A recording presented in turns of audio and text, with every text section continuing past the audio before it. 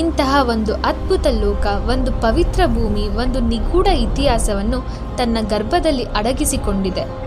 ಈ ಭೂಮಿಗೆ ಕಾಲಿಟ್ಟ ಕೂಡಲೇ ಮನಸ್ಸಿನಲ್ಲಿ ಏನೋ ಒಂದು ಶಾಂತಿ. ಶಿವನು ಅವರಿಗೆ ದರ್ಶನ ನೀಡಲು ಇಷ್ಟಪಡುವುದಿಲ್ಲ, ಏಕೆಂದರೆ ಬೆನ್ನಿನ ಭಾಗ ಕೇದಾರನಾಥದಲ್ಲಿ, ತೋಳುಗಳು ತುಂಗಾನಾಥದಲ್ಲಿ, ನಾಭಿ ಮಧ್ಯೇಶ್ವರದಲ್ಲಿ.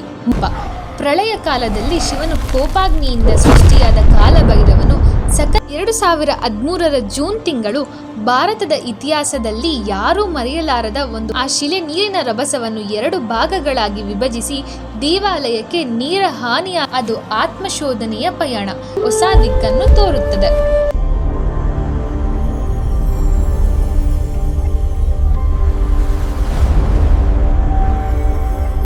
ಎಲ್ಲರಿಗೂ ನಮಸ್ಕಾರ. ಈ ಬ್ರಹ್ಮಾಂಡದ ಪ್ರತಿಯೊಂದು ಕಣದಲ್ಲೂ ಅಡಗಿರುವ ಅಗೋಚರ ಶಕ್ತಿಗಳು, ಅತೀಂದ್ರಿಯ ಅನುಭವಗಳು ಕೆಲವೊಮ್ಮೆ ನಮ್ಮನ್ನು ಬೆರಗುಗೊಳಿಸುತ್ತವೆ. ಇಂತಹ ಒಂದು ಅದ್ಭುತ ಲೋಕ, ಒಂದು ಪವಿತ್ರ ಭೂಮಿ, ಒಂದು ನಿಗೂಢ ಇತಿಹಾಸವನ್ನು ತನ್ನ ಗರ್ಭದಲ್ಲಿ ಅಡಗಿಸಿಕೊಂಡಿದೆ.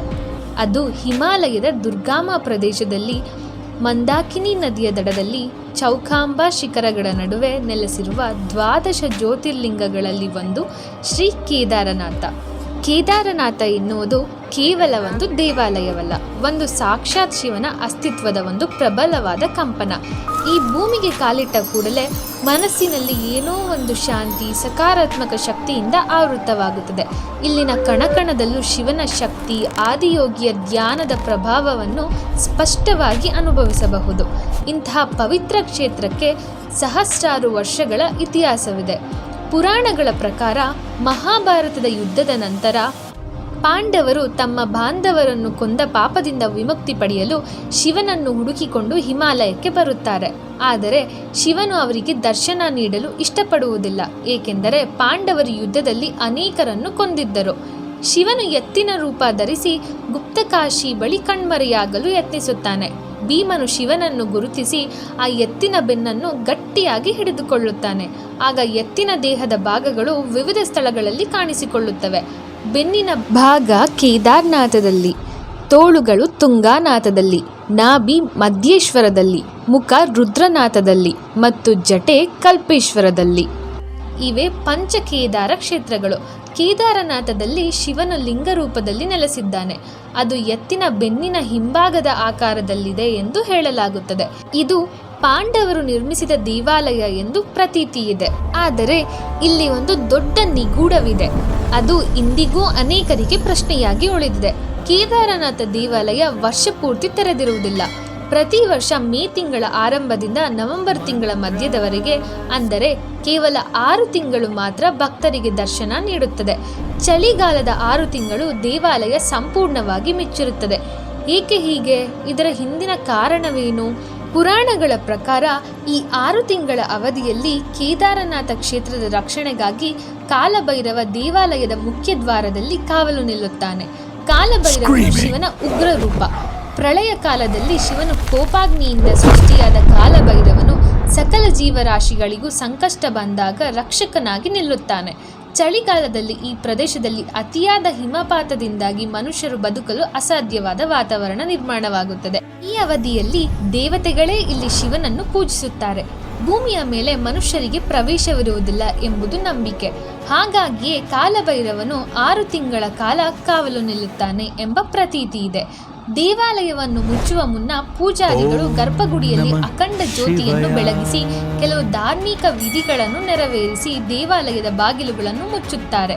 ಈ 6 ತಿಂಗಳು ದೇವಾಲಯದ ಒಳಗಡೆ ಆ ಅಖಂಡ ಜ್ಯೋತಿಯು ನಿರಂತರವಾಗಿ ಬೆಳಗುತ್ತಲೇ ಇರುತ್ತದೆ ಎಂಬ ನಂಬಿಕೆಯೂ ಇದೆ. ಇದು ಈ ಕ್ಷೇತ್ರದ ಇನ್ನೊಂದು ದೊಡ್ಡ ರಹಸ್ಯ. ಈ ದೇವಾಲಯವನ್ನು ಪುನರ್ಜೀವನಗೊಳಿಸಿದವರು ಯಾರು ಗೊತ್ತೇ? 8ನೇ ಶತಮಾನದ ಮಹಾನ್ ತತ್ವಜ್ಞಾನಿ, ಹಿಂದೂ ಧರ್ಮದ ಪುನರ್ಸ್ಥಾಪಿಸಿದ ಜಗದ್ಗುರು ಆದಿಶಂಕರಾಚಾರ್ಯರು. ಅವರು ಕೇದಾರನಾಥದಲ್ಲಿ ತಮ್ಮ ದೇಹವನ್ನು ತ್ಯಜಿಸಿ ಮೋಕ್ಷ ಪಡೆದರು ಎಂದು ಹೇಳಲಾಗುತ್ತದೆ. ಅವರ ಸಮಾಧಿ ಇಂದಿಗೂ ದೇವಾಲಯದ ಹಿಂಭಾಗದಲ್ಲಿದೆ. ಅವರೇ ಈ ಯಾತ್ರೆಯ ಮಹತ್ವವನ್ನು ಪುನರುಚ್ಚರಿಸಿದರು. 2013 ಜೂನ್ ತಿಂಗಳು ಭಾರತದ ಇತಿಹಾಸದಲ್ಲಿ ಯಾರೂ ಮರೆಯಲಾರದ ಒಂದು ಭೀಕರ ದುರಂತಕ್ಕೆ ಸಾಕ್ಷಿಯಾಯಿತು.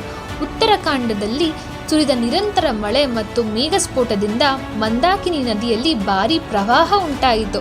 ಕೇದಾರನಾಥ ಕ್ಷೇತ್ರ ಸಂಪೂರ್ಣವಾಗಿ ನಾಶವಾಗಿ ಹೋಯಿತು. ನೂರಾರು ಮನೆಗಳು, ಹೋಟೆಲ್ಗಳು, ಕಟ್ಟಡಗಳು, ಸೇತುವೆಗಳು ನೀರಿನ ರಭಸಕ್ಕೆ ಕೊಚ್ಚಿ ಹೋದವು. ಸುತ್ತಲೂ ವಿನಾಶ ತಾಂಡವವಾಡುತ್ತಿತ್ತು. ಮನುಷ್ಯ ಜೀವಗಳು ಕ್ಷಣ ಮಾತ್ರದಲ್ಲೇ ಕಣ್ಮರೆಯಾದವು. ಇಡೀ ಭೂಮಿ ಪ್ರಳಯಕ್ಕೆ ಸಾಕ್ಷಿಯಾಯಿತು. ಆದರೆ ಈ ಭೀಕರ ಪ್ರವಾಹದ ನಡುವೆಯೂ ಒಂದು ಅದ್ಭುತ, ಒಂದು ನಂಬಲಾಗದ ಪವಾಡ ನಡೆಯಿತು. ಪ್ರಳಯಕ್ಕೆ ಸಾಕ್ಷಿಯಾಗಿದ್ದ ಕೇದಾರನಾಥ ದೇವಾಲಯಕ್ಕೆ ಒಂದು ಚಿಕ್ಕ ಗೀರು ಕೂಡ ಬೀಳಲಿಲ್ಲ. ಅದರ ಭವ್ಯತೆ, ಅಚಲತೆ ಹಾಗೆಯೇ ಉಳಿದುಕೊಂಡಿತ್ತು. ಇದು ಹೇಗೆ ಸಾಧ್ಯವಾಯಿತು? ವಿಜ್ಞಾನಿಗಳು, ತಂತ್ರಜ್ಞರು ಸಹ ಅಚ್ಚರಿಚಕಿತರಾದರು. ದೇವಾಲಯದ ಹಿಂಭಾಗದಲ್ಲಿ ಅನಿರೀಕ್ಷಿತವಾಗಿ ಒಂದು ಬೃಹತ್ ಶಿಲೆ ಸಿಲುಕಿಕೊಂಡಿತ್ತು. ಆ ಶಿಲೆ ನೀರಿನ ರಭಸವನ್ನು 2 ಭಾಗಗಳಾಗಿ ವಿಭಜಿಸಿ ದೇವಾಲಯಕ್ಕೆ ನೀರ ಹಾನಿಯಾಗದಂತೆ ರಕ್ಷಿಸಿತು. ಈ ಶಿಲೆಯನ್ನು ಭೀಮಾ ಶಿಲೆ ಎಂದು ಕರೆಯಲಾಗುತ್ತದೆ. ಅನೇಕರು ಇದನ್ನು ಶಿವನ ಮತ್ತೊಂದು ಲೀಲೆ, ಒಂದು ದೈವಿಕ ಪವಾಡ ಎಂದೇ ನಂಬುತ್ತಾರೆ. ಆ ಶಿಲೆ ನಿಜಕ್ಕೂ ಕೇದಾರನಾಥ ದೇವಾಲಯದ ಬೆನ್ನೆಲುಬಿನಂತೆ, ರಕ್ಷಾ ಕವಚದಂತೆ ನಿಂತು ಈ ಪವಿತ್ರ ಕ್ಷೇತ್ರವನ್ನು ಉಳಿಸಿತು. ಈ ಘಟನೆ ದೇವಾಲಯದ ದೈವಿಕ ಶಕ್ತಿಗೆ ಇನ್ನೊಂದು ಸಾಕ್ಷಿ. ಕೇದಾರನಾಥ ಕೇವಲ ಆಧ್ಯಾತ್ಮಿಕ ಕ್ಷೇತ್ರವಲ್ಲ, ಇಲ್ಲಿ ಅನೇಕ ವೈಜ್ಞಾನಿಕ ವಿಸ್ಮಯಗಳು ಅಡಗಿವೆ.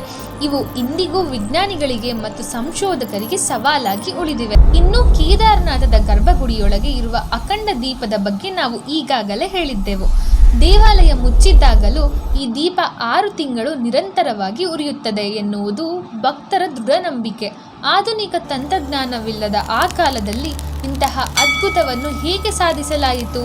ಎಂತಹ ಎಣ್ಣೆ ಬತ್ತಿಯನ್ನು ಬಳಸಲಾಗುತ್ತಿತ್ತು? ಇದು ಇಂದಿಗೂ ಉತ್ತರ ಸಿಗದ ಪ್ರಶ್ನೆ. ಆ ಅಖಂಡ ದೀಪ ಶಿವನ ನಿರಂತರ ಅಸ್ತಿತ್ವದ ಸಂಕೇತವಾಗಿ ಬೆಳಗುತ್ತಿದೆ.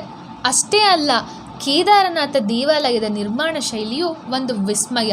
ಬೃಹತ್ ಶಿಲೆಗಳನ್ನು ಬಳಸಿ ನಿರ್ಮಿಸಲಾದ ಈ ದೇವಾಲಯವು ಯಾವುದೇ ಸಿಮೆಂಟ್ ಅಥವಾ ಗಾರೆಯ ಬಳಕೆ ಇಲ್ಲದೆ ಕೇವಲ ಕಲ್ಲಿನ ಕೀಲಿಗಳಿಂದ ಕಟ್ಟಲ್ಪಟ್ಟಿದೆ. ಹಿಮಾಲಯದ ಭೂಕಂಪ ಪೀಡಿತ ಪ್ರದೇಶದಲ್ಲಿ ಇಂತಹ ಬಲಿಷ್ಠ ರಚನೆಯನ್ನು ಹೇಗೆ ನಿರ್ಮಿಸಲಾಯಿತು? ಇದು ಅಂದಿನ ವಾಸ್ತುಶಿಲ್ಪ ಮತ್ತು ಇಂಜಿನಿಯರಿಂಗ್ ಜ್ಞಾನಕ್ಕೆ ಅದ್ಭುತ ಸಾಕ್ಷಿ. ಇದರ ಬುನಾದಿಯು 6 ಅಡಿಗಳಷ್ಟು ದಪ್ಪವಿದ್ದು, ಅದು ಭಾರೀ ಒತ್ತಡಗಳನ್ನು ತಡೆದುಕೊಳ್ಳಲು ವಿನ್ಯಾಸಗೊಳಿಸಲಾಗಿದೆ.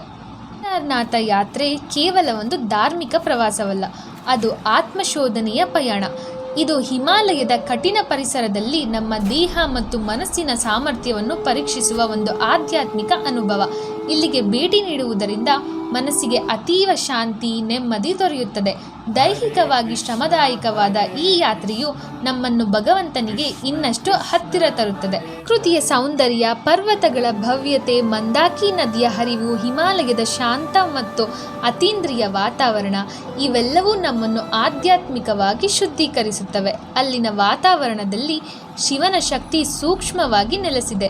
ಇದು ಮನಸ್ಸಿಗೆ ಆಳವಾದ ಶಾಂತಿ ಮತ್ತು ಸಕಾರಾತ್ಮಕ ಶಕ್ತಿಯನ್ನು ನೀಡುತ್ತದೆ.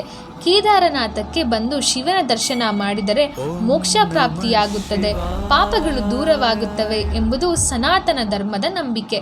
ಇದು ನಮ್ಮ ದೇಹ, ಮನಸ್ಸು ಮತ್ತು ಆತ್ಮವನ್ನು ಪುನಶ್ಚೇತನಗೊಳಿಸುವ ಒಂದು ಪವಿತ್ರ ಯಾತ್ರೆ. ಈ ಯಾತ್ರೆಯು ನಿಮ್ಮ ಆಲೋಚನೆಗಳಿಗೆ ಸ್ಪಷ್ಟತೆಯನ್ನು ನೀಡುತ್ತದೆ, ಆಧ್ಯಾತ್ಮಿಕ ಮಾರ್ಗದಲ್ಲಿ ಹೊಸ ದಿಕ್ಕನ್ನು ತೋರುತ್ತದೆ. ನಿಮ್ಮ ಜೀವನದಲ್ಲಿ ಒಮ್ಮೆಯಾದರೂ ಈ ಪುಣ್ಯಕ್ಷೇತ್ರಕ್ಕೆ ಭೇಟಿ ನೀಡುವ, ಈ ಪವಿತ್ರ ಶಕ್ತಿಯನ್ನು ಅನುಭವಿಸುವ ಅವಕಾಶ ಸಿಗಲಿ ಎಂದು ನಾನು ಹಾರೈಸುತ್ತಾ, ಕೇದಾರನಾಥದ ಬಗ್ಗೆ ನಿಮ್ಮ ಅನಿಸಿಕೆಗಳನ್ನು, ಅನುಭವಗಳು ಏನಾದರೂ ಇದ್ದರೆ ದಯವಿಟ್ಟು ಕಮೆಂಟ್ನಲ್ಲಿ ತಿಳಿಸಿ. ಈ ವಿಡಿಯೋ ಇಷ್ಟವಾದಲ್ಲಿ ಲೈಕ್ ಮಾಡಿ, ಶೇರ್ ಮಾಡಿ ಮತ್ತು ಸಬ್ಸ್ಕ್ರೈಬ್ ಮಾಡಿ.